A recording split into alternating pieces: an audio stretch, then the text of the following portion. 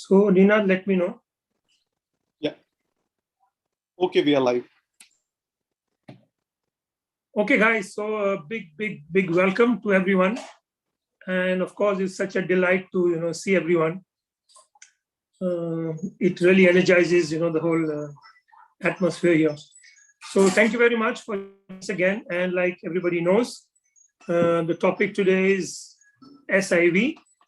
I hope everybody here knows what is SIV. Otherwise, you should not be here.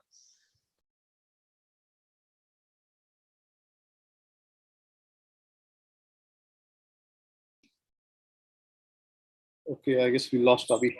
Yeah. Okay, sorry. So there's it might happen, that I get logged out. So one thing is that KK is going to be here, and Vanik is also here.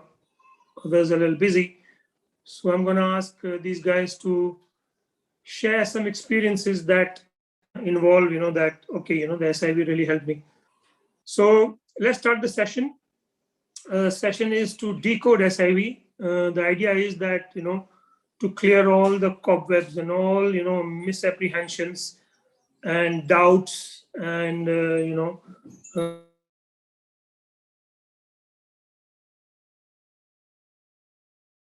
Avi, I guess we can't hear you. Questions personal to you, like what doubt do you have? What question comes to your mind regarding SIV? Because as we know that I personally feel that SIV is a very useful tool to upgrade your skills, and it can give you a real confidence, develop your skills in terms of understanding glider behavior much better and controlling your glider much better and improving your reactions in times of extreme situations much better off. So as you know, SIV stands for simulation, the incident and wall. It is translated in English as simulation of incidents in flight. And I come from a Air Force background, and Ashush sir is also here. When we do machine flying, we do very early learn about stalls and spins and such maneuvers, to understand the limitations of the aircraft that we are flying. And I think it is same applies to our paraglider. It is good to know the extremes, the flying envelope of our aircraft, and SIV is the best kind of tool to understand that. However, I'm sure there are a lot of questions regarding SIV. When to do it? Why should I do it? Is it necessary? There are pilots, really good pilots who've never done an SIV but are still flying, etc. So I'm here today to share, my experience of all these years of training, pilots in SIV. So let's dive in right away, and I'm open to start the Q&A session. So please feel free, it's for you. So yes, we can start. Anybody who likes to ask a question?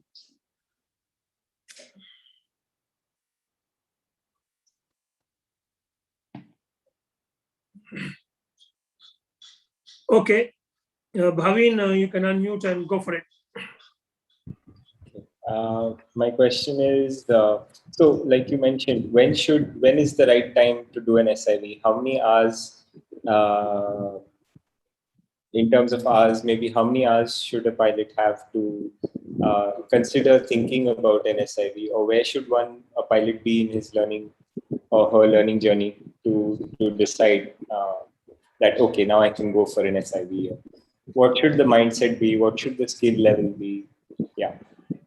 Okay, this is a very common question globally for all pilots. When is a good time to do the SIV? And what kind of skill level should I have, and what kind of a mindset should I have to do SIV course? Okay, so to begin with, number one, it will vary from pilot to pilot.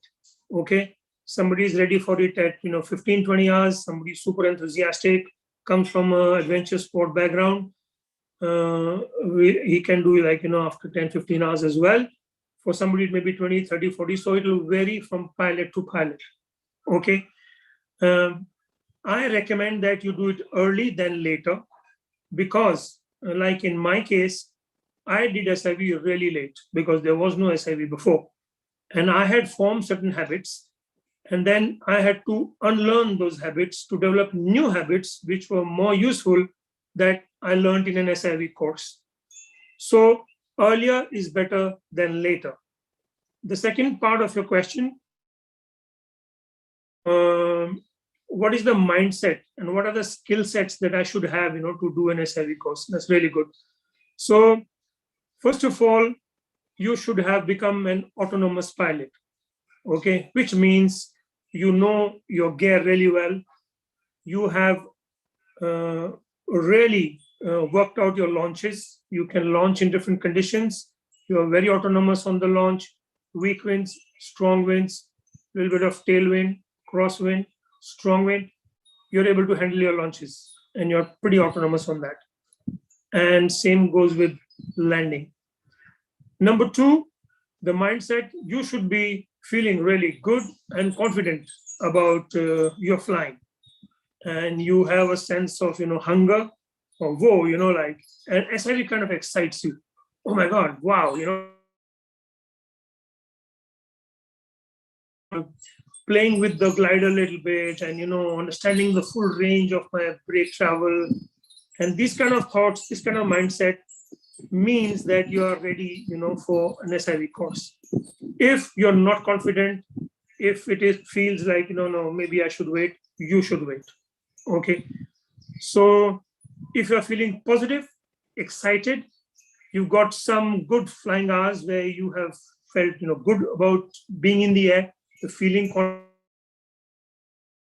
kind of mindset that is perfect for SIV. You should be excited about it, and you are hungry to learn more about your glider. That's really necessary to get maximum value, out of the SIV course.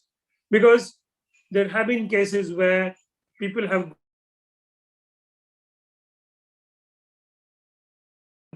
I must also do it, then I'm pushing it, And then when I go, I can scare myself because I'm doing it prematurely. I'm not really ready. And that can actually put me back. It can be a setback, actually. There have been cases where people have done SIV, and after the SIV, they're really scared of flying. And they don't feel like, flying. And they become like really little nervous about flying. So it's really important to choose when to do it. And like I said, the mindset is necessary and the skill set is necessary.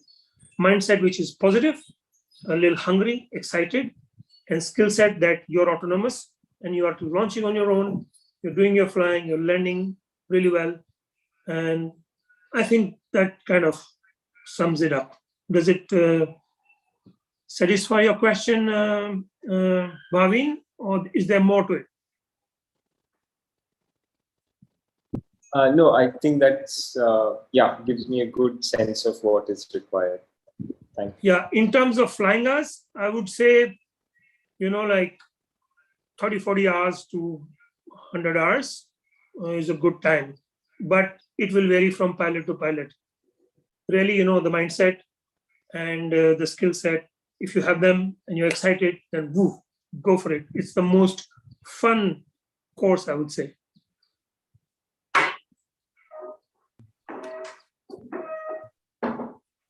I want Okay. to ask a question, please. Yes, please. Yes, Ritu ma'am. How often, after doing first time, how often should you do it again? Like, should be doing it again and again, or should one or twice is okay? Okay, that's another brilliant question, actually. How often should you be doing SIV? Well, first of all, the SIV can last quite a long time, okay? Because the learning is quite a lot. And it will again depend on the pilot, like if you're feeling stuck a little bit in your flying, if you bought a new glider, if you feel that, I think I need to do it again because, those things, I've not really got a full handle on it. I think I should do it again. So I would say there are situations where are signs when you could think of doing it again. So number one, like when I buy a new glider, I want to know more about this glider. I need to be comfortable with this glider. Let me go for an SIV. This could be one reason. Number two, SIV training is evolving all the time. If I did SIV long time back, I better do one now because things have changed. Glider designs have changed. Techniques have changed. So it's a good idea to do, in an SIV. Number three, I'm feeling a little stuck in my flying. And I think, I need to, get more understanding of my glider behavior. And I didn't really understand when I got into that situation. Maybe it's time to, do another SIV course. If you're enjoying SIVs, that's a very good sign. Then, okay, I want to do one more. One can do one in a season as well. After some time, when you reach a level where you can practice these maneuvers on your own, then not necessarily you need to do an SIV course because you can, do stuff on your own.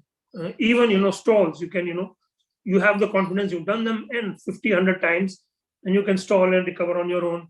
You then, need not come for an SIV course. So these are the things that, will tell you that, yes, okay, maybe another one is on call. You want to upgrade your skills. You want to learn particular maneuvers, for example. I'm going to be recommending people to learn wing overs, for example. It is one of the key maneuvers to know the level of a pilot. So, and you cannot crack wing overs in one SIV, no chance. It takes maybe a couple of them and a lot of practice from you to really crack wing overs. So one could go with a specific mindset as well. And SIV, like I said, are evolving. You can come, with a specific goal that, you tell your instructor that this is what I want to do, and I want to focus on this. You know what you want, and the instructor says, okay, we focus on this, and then we just do that, and then you're happy with what you want. You got what you wanted, and you can, progress less. Okay, did I answer you, Ritu? Any more questions regarding this? No, thank you very much, Avi. So I do remember your SIV we had done.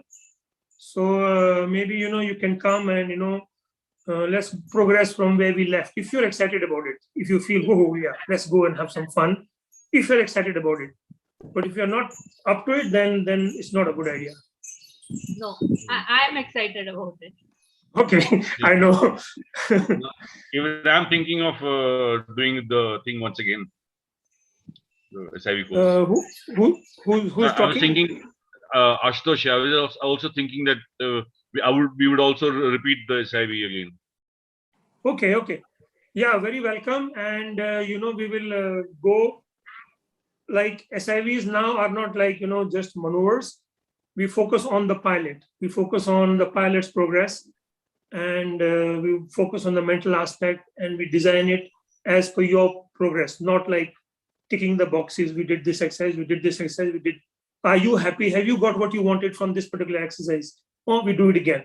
So it's more pilot-centric rather than maneuver-centric to get more value out of it. You should feel, whoa, yes, I got what I wanted and more. Yeah. Avi, I think you will have a lot of signups now that you have a wind-stored SIV, and you have, I think, a better takeoff at Bilaspur. I used to shit bricks on the takeoff more than the maneuvers.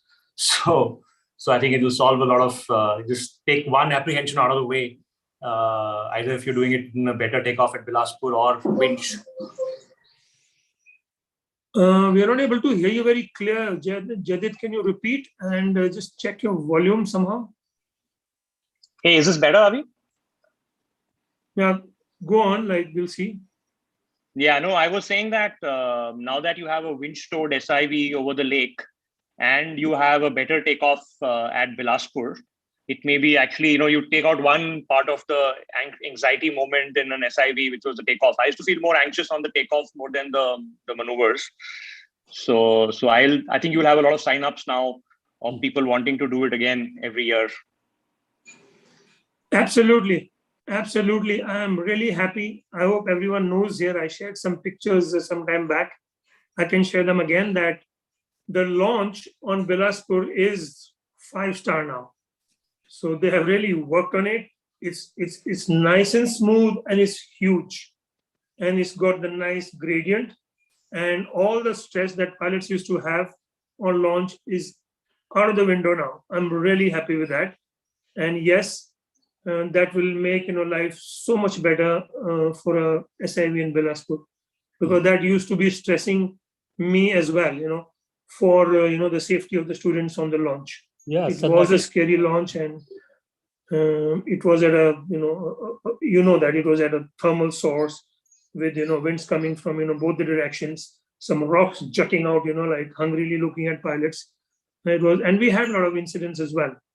Other groups had like terrible incidents there. So yeah, you're right, and yes, the launch is really good, and you can be at peace, at least on the launch aspect that used to be a big stressor before.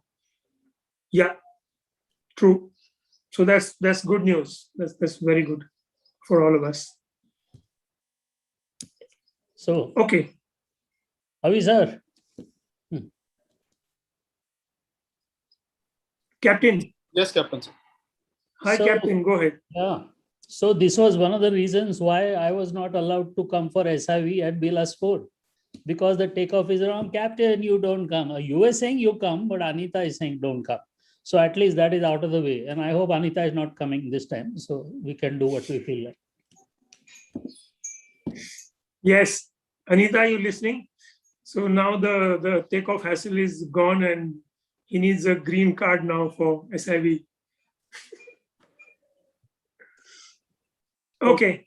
Shabbat, you want to ask your question? Hey, Shabbat. Hi, morning. Morning. The question is, if you had a long gap like me, about 2 years plus now, and still counting, is it okay to immediately start off with an SIV, or should somebody get a few flights in a few hours before going for an SIV? Even if you do a basic SIV again. Yeah, I mean, I would recommend, if you're excited about doing an SIV, then you come for the SIV and come like 2-3 days before, and you just fly, just do normal flying, that you get back to your normal confident self to really get value out of. I wouldn't recommend you had a long gap and straight you are on an SIV flight, of course we have warm-up exercises before and easy ones before, but still. So if you have a long gap, I would really recommend that you come a couple of days early, do 3-4 flights just to feel normal again, to get your normal confidence back. That okay, I'm feeling good, I'm feeling strong, I'm feeling wow, and okay, I'm ready to do stuff. So that can be done in Bilaspur. Like, is that an okay site to just come and fly and take off? Yes, absolutely. You can thermal there. You can hang around in the sky for an hour, couple of hours, no problem, and Very do juicy. up-down flights and see what's going on. When you see SIV going on, that also gives you a buzz, and it excites you. That okay, let me get ready for this stuff. So yeah, surely come a couple of days early, do warm-up flights, and then only go for it. And in any case, we go as per your progress, as per your confidence level. We don't like to push anyone into doing something that they're not happy with at all. We go progressively. The days of doing this exercise, somehow instructor okay, done. You don't really get value out of it. It's like we progress, we take baby steps, but get the learning out of that particular maneuver. And it should be thorough and precise. I generally in my SIV courses, I make pilots do a lot of visualization, understand the maneuver very clearly, do thorough visualization, and then you perform the maneuver, you get maximum value out of it, and you understand what happened, why it happened, how it happened. Otherwise, if you're not comfortable and confident, especially if you're not comfortable and you do maneuvers, the mind doesn't really grasp, as to what's going on or what happened. You've done the maneuver, but the learning has not happened. So yeah, we like to warm up. We like to go progressively. Yeah, thanks. Hopefully soon. Okay. Okay. So Next from Rituman. Rituman, would you want to ask directly? Yeah. Okay. So the question was, Avi, now that you've done the SIV course in Bilaspur also, theory also, them also, which is the best place to do an SIV? What, how should you compare them? What are the advantages of doing it in one place than the other? In terms of the amount of time you get, etc., etc. yeah. So you're asking how do you compare different SIV sites? How do you compare winch launch and hill launch? And what are the advantages and disadvantages of both? Okay. So the first and big advantage using a winch is that you save a lot of time in terms of traveling to the takeoff and then launching and then spending all that time coming towards the box. So winch has that advantage. In Jan-Feb, I did a lot of winch SIVs. So the winch was like next to the water body, and the guy comes up good 1,500, 2,000 feet even, and is directly on the box. So there's no wasting of time. I guide the person for maneuvers, and the person can land next to me, and I give the debrief and the briefing for the next one. The jeep comes and takes him in 2 minutes to the launch again. So you can do more with the winch. You can achieve more because you save a lot of time of traveling to the takeoff, and all that launching nervousness, etc., is kind of cleared off in a big way. And you can get instant, debrief and briefing again, quickly for your next maneuver, next flight, and immediately, you're ready to launch again. So in those terms, it is really helpful. So that's the basic, advantage I see with the winch, that you save time and you save, and you can do more flights. Other than that, once you come over the box with whatever altitude, it's the same thing. I remember you telling me that in theory you come really high over the lake, and does that compensate? I mean, that you may be a bit lower, but you can have more flights and things. I mean, which one works out better in terms of the height or in terms of the number of launches? Both actually, because in good conditions, we were laying out about sometimes even 2 kilometers of the line, and sometimes we used to go so high. So in good conditions, you can get really high. I mean, I had to make people lose height for me to start the maneuvers. So height is not an issue. With winch, you can achieve a lot of good height, but of course, you should have the enough runway length to lay out the line to get that height, which is easy. If you have the proper winch and proper runway length, you achieve really good height, not a limitation at all. And at the same time, even in Bilaspur, the second flights, which are at noon time, pilots take off, gain some height. Again, they are super high because the conditions are such, and I have to ask them to lose height to begin to do SIVs because I can't see them, or I can't see their hands, clearly for a proper exercise. Right. So yeah, I mean, there are advantages with the winch. If you have the proper runway length and a good winch, you get good height also, and you get more number of flights also. Whereas in the other one, you are dependent, on weather conditions, wind conditions. So that dependency is taken away. We can start really early as well, on a winch. Early morning, really early morning, we can start. Like in Bilaspur, right. Early morning, we have total undercast valley. But not so, we can start at 6:30, we go. And it's nice and calm. And, another advantage is that if it's a flat area, then there are no, valley winds, etc., playing a, role in that, or katabatic winds in the evening. So all that is also taken care of. It's more a predictable kind of airspace. So yeah, these advantages are there. Thanks. But we may not be able to do winch because there has been a change in, Himachal. I don't know if we'll have access to the winch and, be able to do in Pongdam. So we might be back to Bilaspur. Okay. Yeah. Thanks, Avi. Welcome, sir. Okay, Nina. Yeah. Any more question, guys? You can ask directly.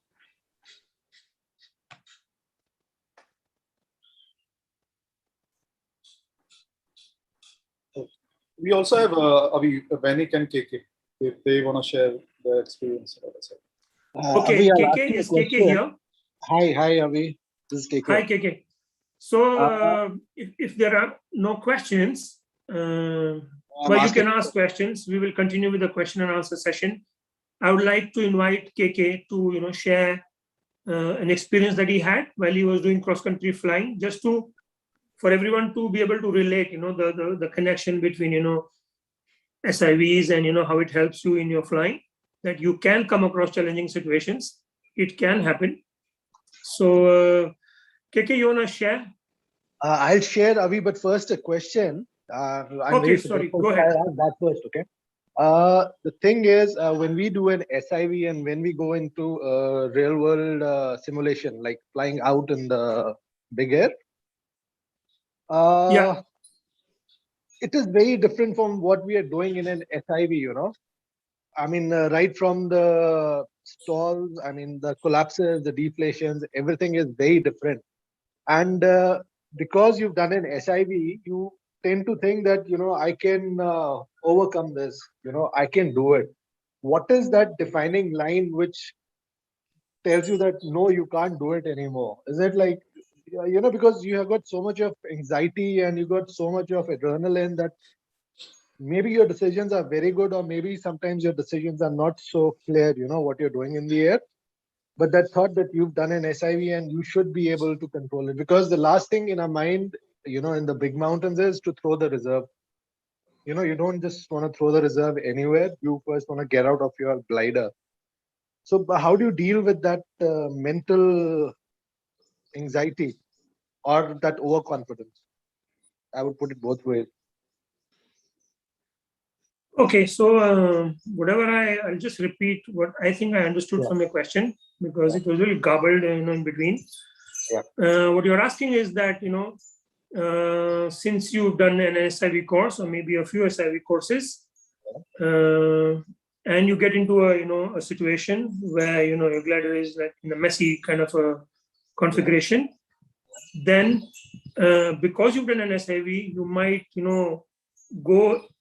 you might take a decision to just sort it out and not choose to deploy, whereas that might be a better option.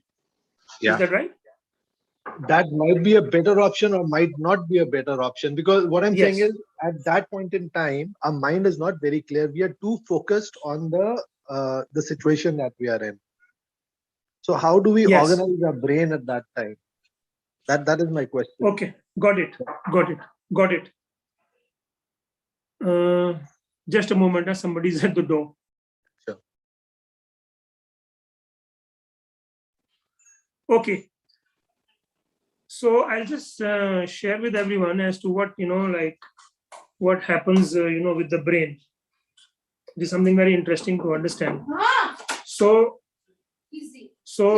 what happens is, when we perceive threat, okay, when we perceive danger, or when we perceive any threat to life, whole lot of chemicals start to explode in a body and brain. Okay, so when I get into a situation which is scary, okay, when I get into a situation which is scary, which is like, oh my god, oh fuck, what happened, and I perceive threat, all this happens in nanoseconds.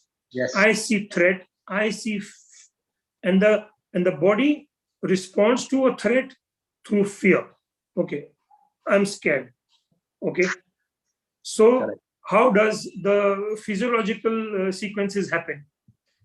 The moment I sense fear because of any threat, the heartbeat starts to go ballistic. Boom, boom, boom, boom, boom, boom, boom. Now, this is a mechanism that is inbuilt in us, the fight or flight mechanism that is there, from ancient times, where you see a tiger and your heart goes fast and the heart beats fast to send the blood to the brain and to the limbs for it to get ready to either fight the tiger or just run from the tiger. Right. Similar thing happens when we are in the air, but it is not so useful. But we carry this old system, Yeah. So in the air, we want the brain to be working. But when we perceive threat and there is fear and the heart starts to beat fast, there are chemicals that are released like adrenaline and cortisol into our brain. These are stress chemicals that are released into our brain and they flood the brain. And the brain's capacity to function, to access short-term and even long-term memory is cut off. So you all may have heard of an accident where, the guy had a collapse, the glider started to turn and it went into a rotation and the pilot did nothing, although this was an experienced pilot. So what has happened is that the guy had a collapse, the pilot had a collapse, he's not probably seen a collapse in his life, and the glider has dived, of course, and started to rotate. He has not seen such a thing. He has not seen the glider collapse and dive like this.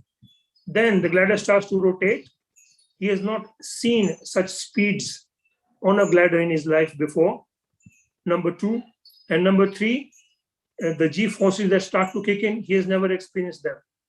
So of course, it's a threatening situation. The blood is pumping, all the stress chemicals are flooding the brain. And this is what we call the pilot froze. The pilot froze because it is too new for him, the whole scenario. And there's too much chemicals in the brain to access a simple information that put opposite weight, opposite brake, which he might know after landing. Let us say he lands or she lands safely. And people ask him, like, why didn't you do this? And he said, oh my God, yeah, I could have simply put weight shift on the other side and I could have just countered with a little brake. I could have gotten out of it. In fact, I've done SIV also. So you see what happens. This is what happens physiologically to the body. Now, where does an SIV help? Now, if I have done collapses, for example, I've done normal collapses, I've done speed bar accelerated collapses, and I have done recoveries on, instructor's command. I've also done it in my own time, like we ask you in SIV. Now do it on your own. You do a massive collapse, you allow the rotation, and then you counter it.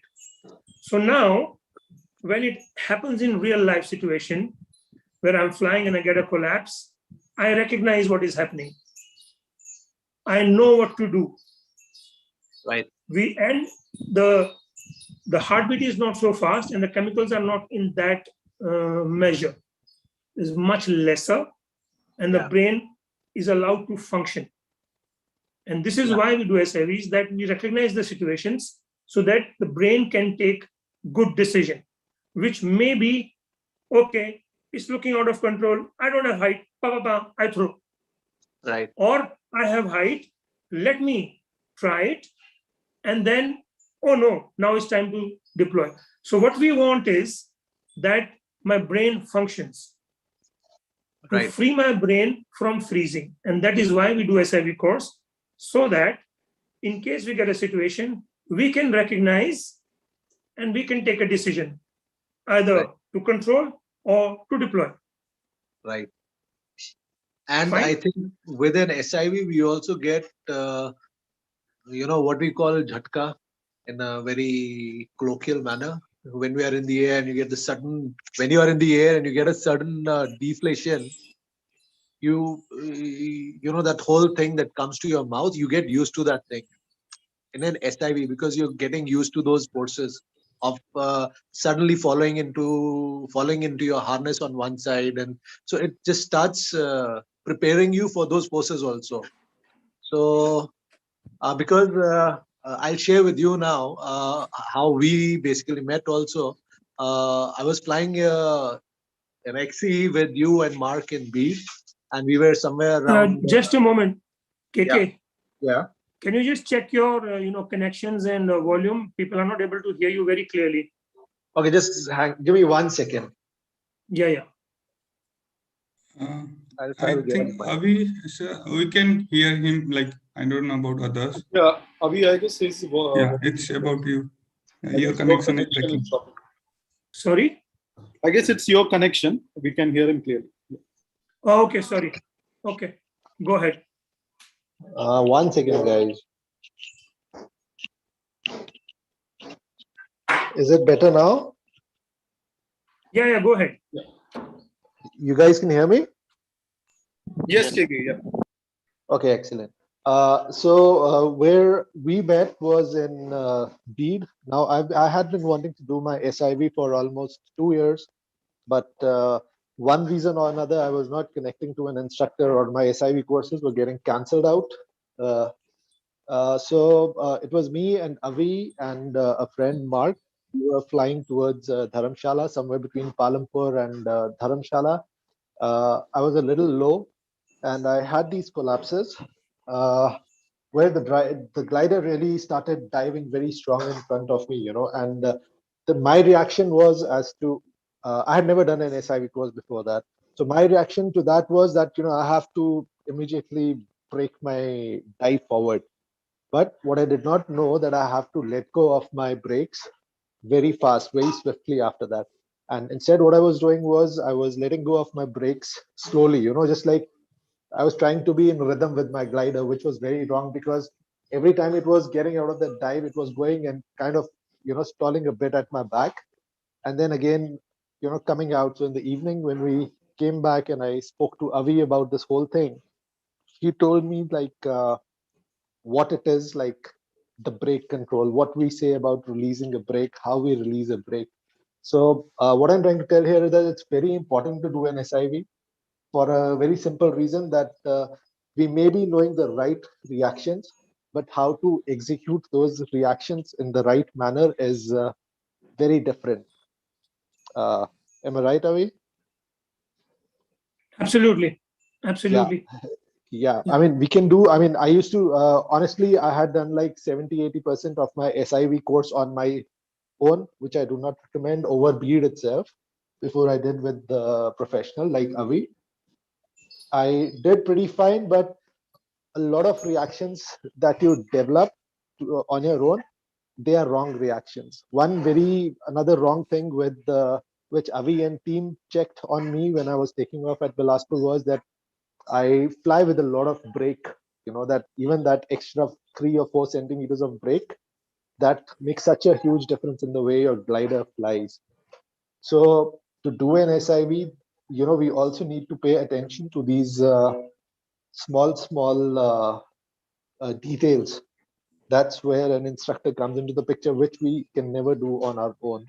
So, and I feel an SIV is not just about doing the collapses over the air or something. It's about understanding those very fine responses of your glider to those very subtle inputs, because they make a lot of difference. I mean, after many years of flying, I've now started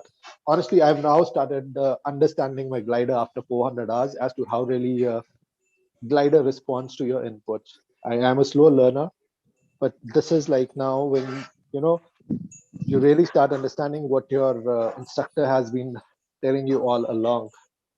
So all these psychological things, all these physical attributes in your flying, they play a very big role, to which we need to build on step by step by step. And we really need to pay a lot of attention to all these things. Yeah. Hello.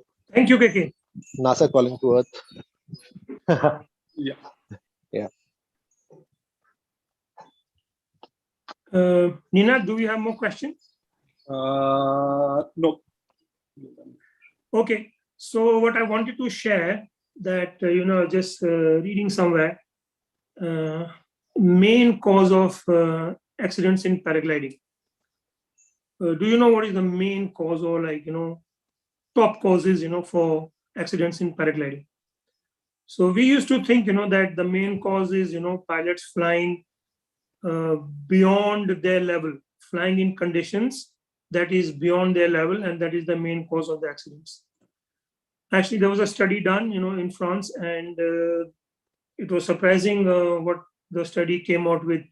The first top reason for paragliding accidents is asymmetric collapse and getting into rotation. Now, this one is dangerous if you don't have altitude. Okay, and it is a basic thing. It is a basic thing to know how to deal with collapses when you're doing cross-country flying. So this work came out to be the #1 cause of accidents in paragliding: asymmetric collapse and getting into a rotation. Okay, which is what I focus really a lot, in SIV course, that pilots understand the dynamics of their glider when they get a collapse and how easy it is to control it. It is demonstrated again and again with several, asymmetric collapse practice. #2 cause for accidents was spinning the glider, which is in cases of, you're thermaling, you got too much brakes on, and then you apply one more and boom, you're into a spin. Or #2, you're coming in for landing and you slow down the glider because of, the situation of the landing area, and then you want to turn and boom, you spun the glider. This is very common. And this is happening because pilots, really good pilots, don't know the stall and the spin point of their gliders. Most pilots are flying between 10 to 20% of their brake range here. The whole flying is happening here. Whereas you have 0 to 100. You can play with the full range when required. And more importantly, you need to know what is my stall point and what is my spin point.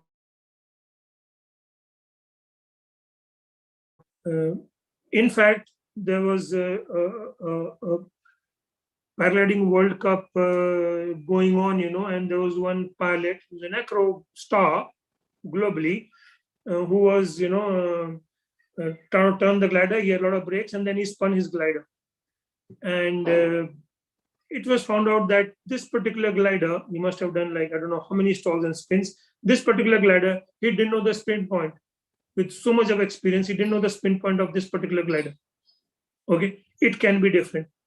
That is why we suggest, like, you change a glider, you need to know, the stall point and spin point of your glider.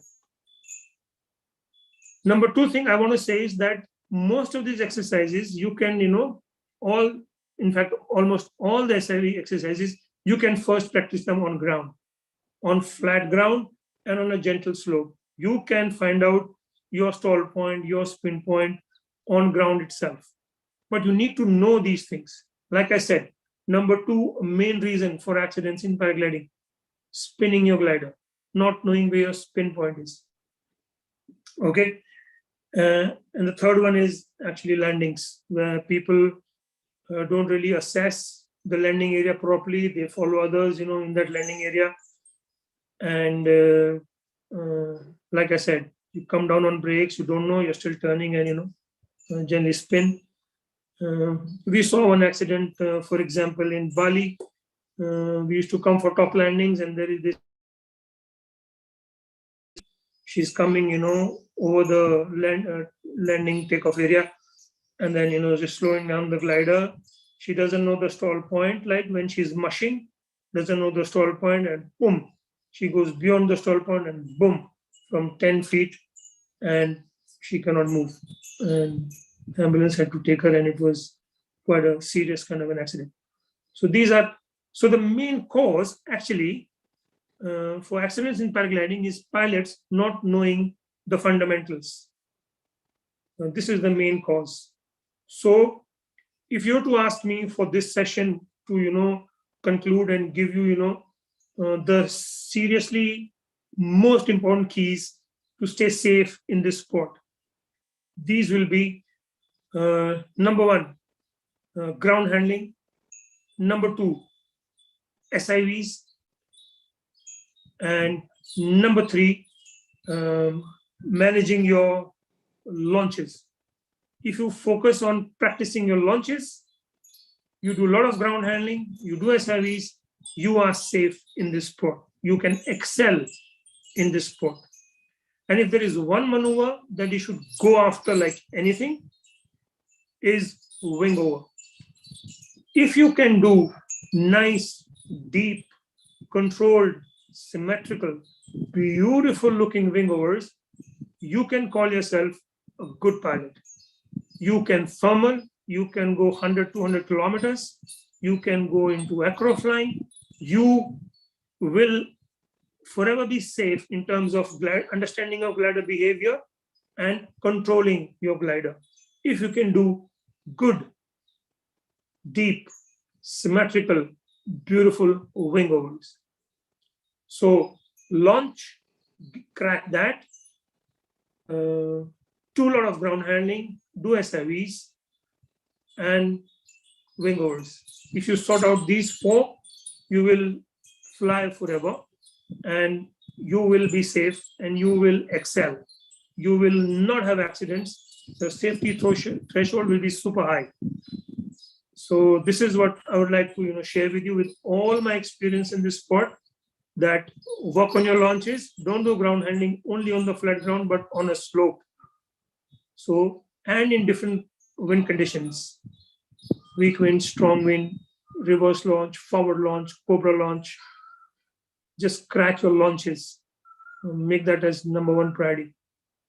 Number two, a lot of ground handling, which you need to do for cracking the launches. Do a lot of SIVs whenever you can. It's fun sport. And number three, wing overs. This one maneuver you should go after. Okay. If a pilot can do good wing overs, he understands the glider behavior in roll, pitch, yaw, understands the energy of the glider, understands how to control the energy of the glider, and you will manage yourself in all kinds.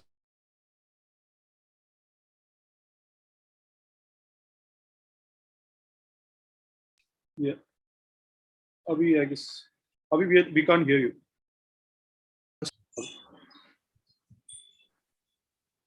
Nina? Yeah. Yeah, I guess we missed the last part you said. You're not able to. Come again? Which one? The last part after the wing over. Yeah, I was saying that, if a pilot can do good, deep, symmetrical, beautiful wing overs, the pilot understands the glider behavior in roll, pitch, and yaw, all the three axes. The pilot also understands how the energy is built and how the energy depletes in a glider, and understands how to control the energy of the glider. So you will be able to manage any kind of situation in your cross-country flying. And if you go into acro, you will understand glider. So this is one maneuver I'd like to, tell pilots to, go for, aim for. So yeah, that's what I meant. Okay. Any more question, guys? You can ask directly. Abhi, we also have Venik and Rohit is also joined. Okay, Venik, you want to share something? Or I can ask Ankush to share his SIV experience.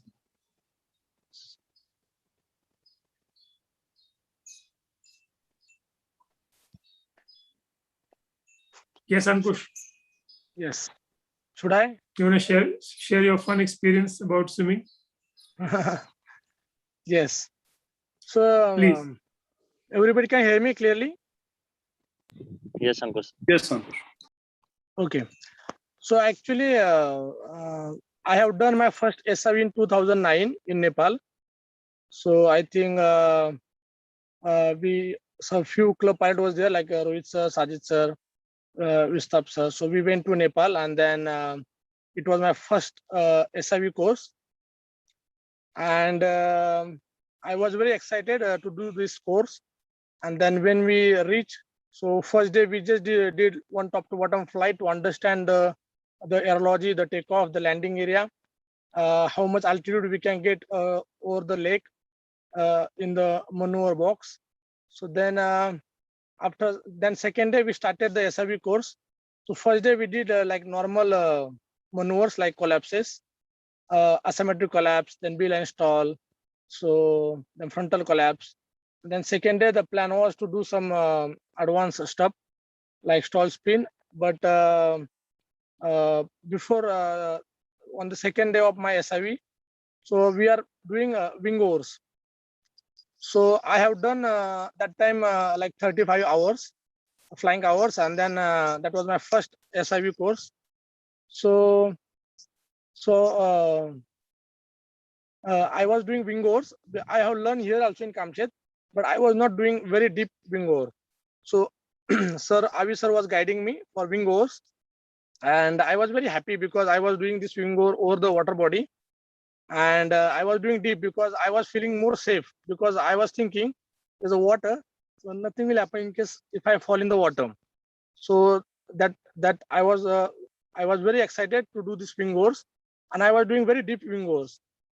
But after like doing few wing overs, sir was telling me, you're losing height, please come out from this maneuver. But actually I was enjoying so much, so I want to continue this wing over.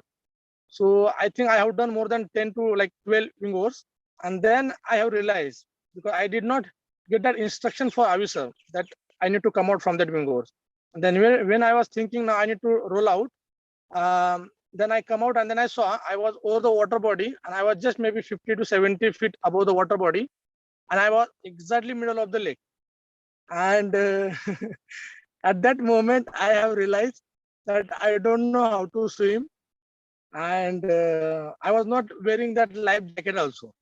So, so I was too scared because I was going to fall in the water, and then there's no choice actually. Then sir, I got few instruction from sir, that sir was telling me, please land close to the boat, land close to the boat. I saw two people, they were coming towards me in the boat, and that was like small kayak type boat, and they were paddling. There was no any machine at that time in the boats. So I was thinking, I don't want to land close to the boat, I want to go towards the land, and it was not possible actually. So I was approaching towards land, and of course then I need to land in the water only. So I think it was a really wonderful landing. So I will not forget my landing, because then I went and then I fall in the water. I did flare, canopy fall front of me, and after landing, very interesting stuff happened with me. That after landing, the harness also float, and I was not aware that harness also float. There's a bumper in the harness, correct? So I was like moving my hand and leg and everything, because I was too scared. And then I was not going into the water. So I thought, okay, I learned how to swim. But actually I was not aware, because harness is there, and because of that I am floating over the water body.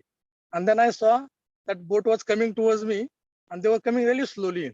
So I was abusing them, please come fast. And I was screaming, and it was really shit condition for me.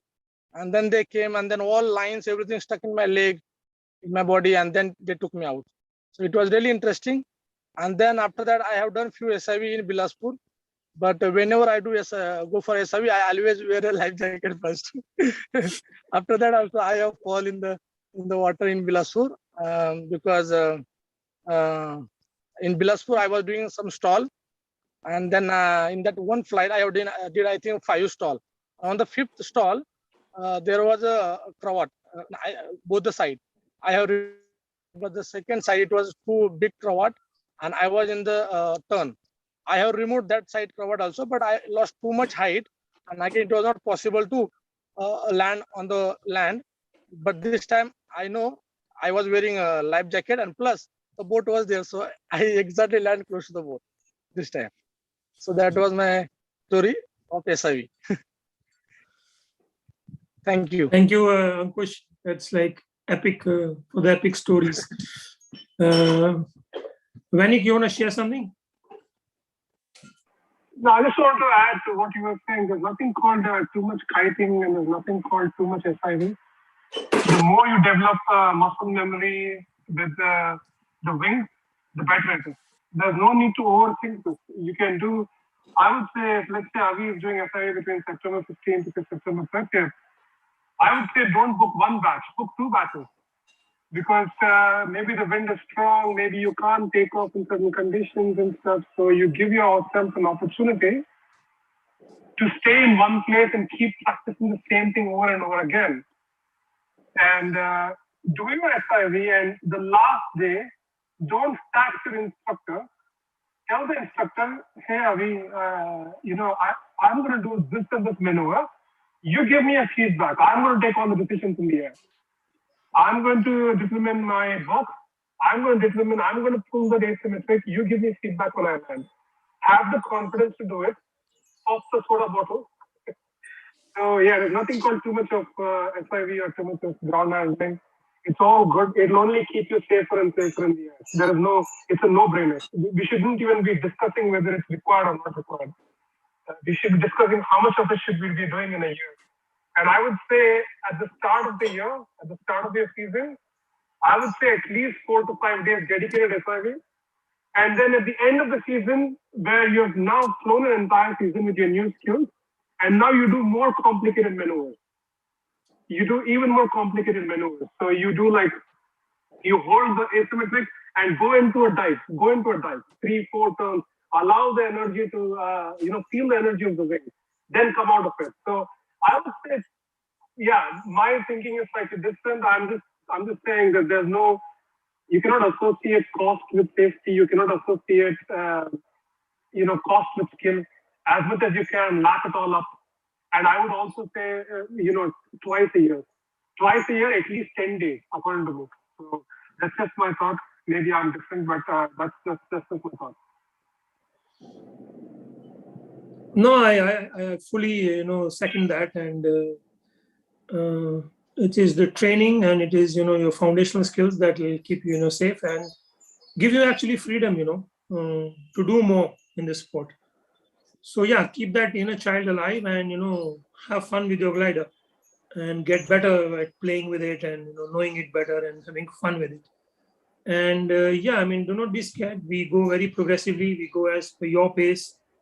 And more than, the maneuvers, it is understanding of yourself, your physiology, how you, react in situations and get better with self knowledge, which is very, very important to, stay safe in the sport and grow in the sport and enjoy getting better at that, whatever you want to do. So, yeah. So, thank you very much. I think we had a lovely session and we can wind up in time. If you have any questions, please feel free to ask or feel free to call me in case you have any questions regarding SIV or anything else. We are happy to support you with that. Yes, Manoj. Yeah, Avi sir. Yeah. My question is not about SIV. Yesterday, I messaged you about one of my. I need to do the test flight from that hill. It's a training hill kind of place. So I sent you that peak also. So yes. Yes. In the middle of the hill, the place is something like that. The Venturi effect may be there, isn't it? So it's a narrow down type. The middle portion is. So yeah.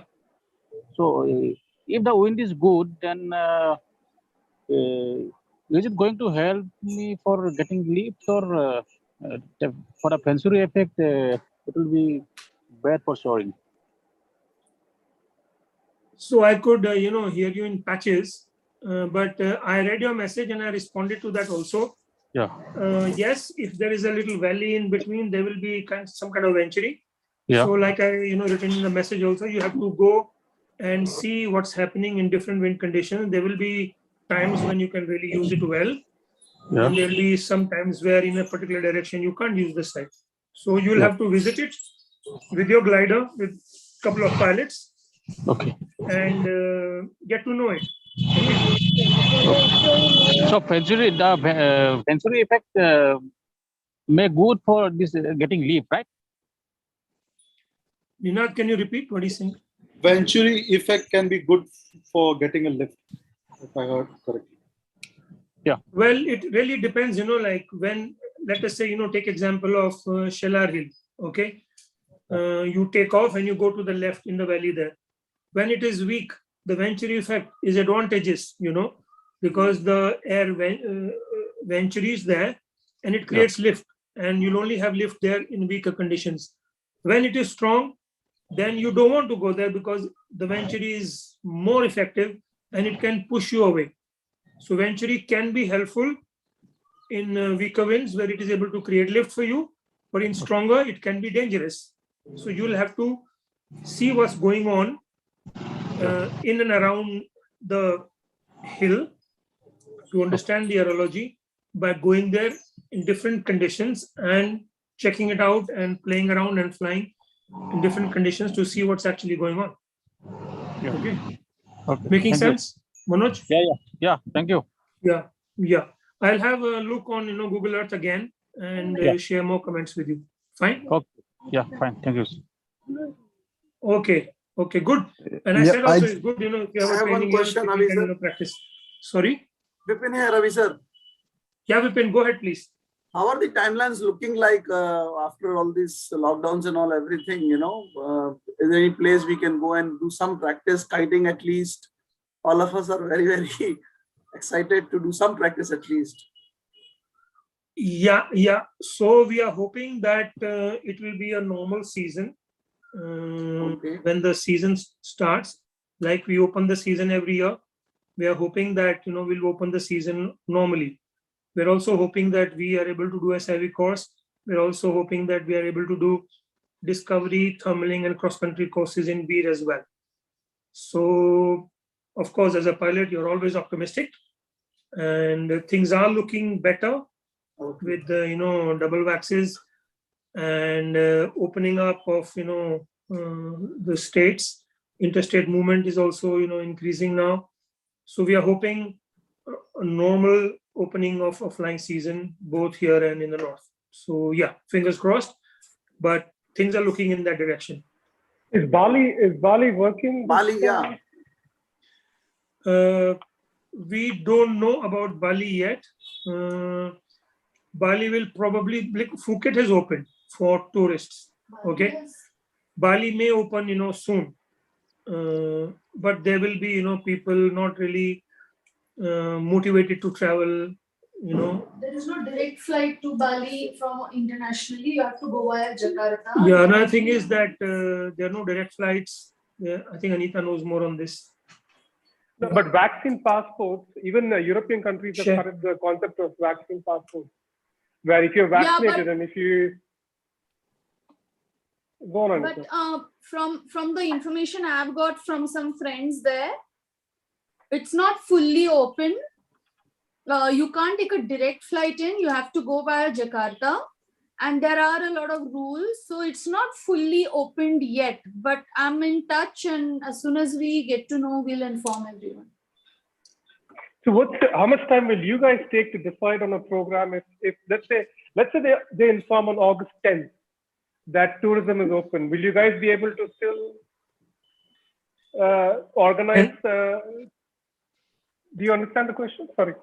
What I meant is, let's say on August 10th, the Indonesian government says, okay, anybody with vaccination can come and fly here. Is it possible for you guys to arrange a program if it's that late in the? No, it will be difficult, Venik. Yeah. Okay. It's too short a notice for us to make other arrangements also. I think mid-July could be a cutoff or something. Yeah. Right? Mid-July. If things open up and look good by mid-July, 20th July or something, we can quickly declare that, okay guys, let's go, let's have fun in Bali, and go. That'll be a treat after all this challenging time. Let's hope that this happens. What about this restarting this flying in the south during the southwest monsoon? So now we have the southwest monsoon going on, and you guys used to come to Yelagiri, right? Much before. Is there any possibility of that restarting? It was a disaster. Yeah, I mean, we stopped because the time we used to get was September, and the winds are really strong. I mean, the last visit, we were there for about 20 days. We couldn't open one single glider. It was, But about Yelagiri, we'll keep you informed if some friends of ours from Pondi are going, pilots, and they've started flying. If you We'll can. inform Yeah, please, everyone. please do. Please do. Yeah, it's a beautiful place here.